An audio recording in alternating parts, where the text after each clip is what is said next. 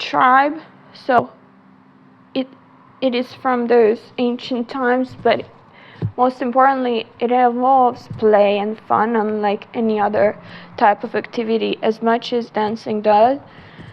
And so it can be very powerful in terms of making people feel receptive towards its message.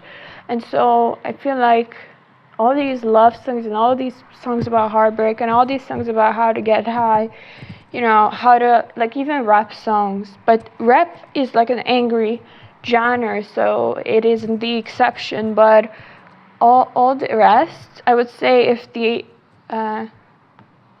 author of the lyrics is not selective of the language, it can really impact a person's life. And if that is what they consume on a regular basis, then it can become like their life, and this is kind of what happened to me when I was listening to Live Fast Die Young, Bad Girls Do It Well.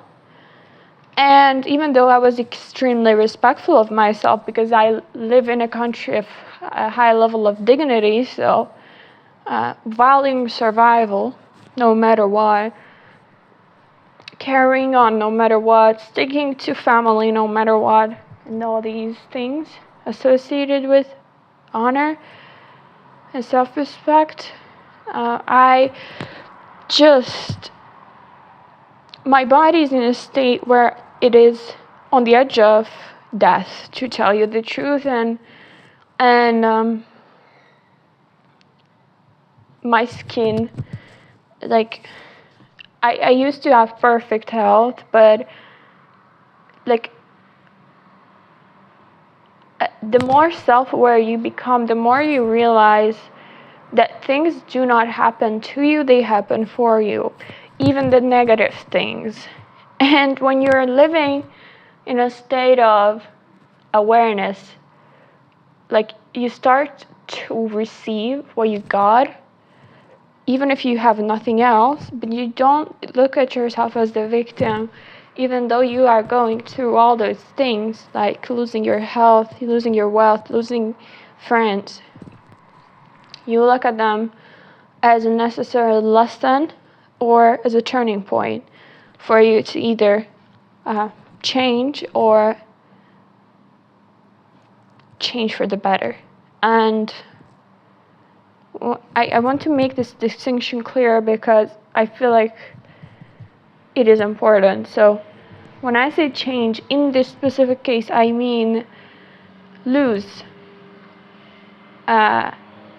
with the times, lose with the times, feel bad.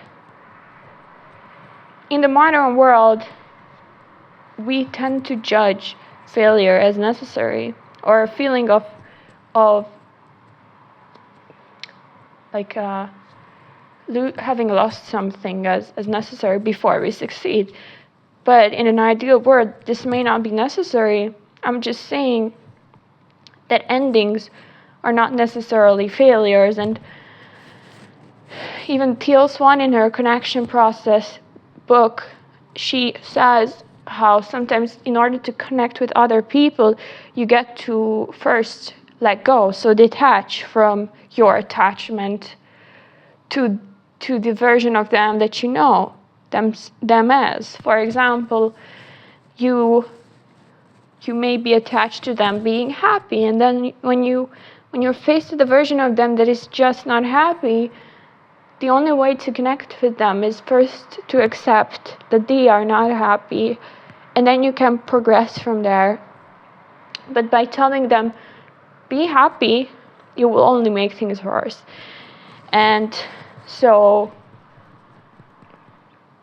changing can be good, and you can also change for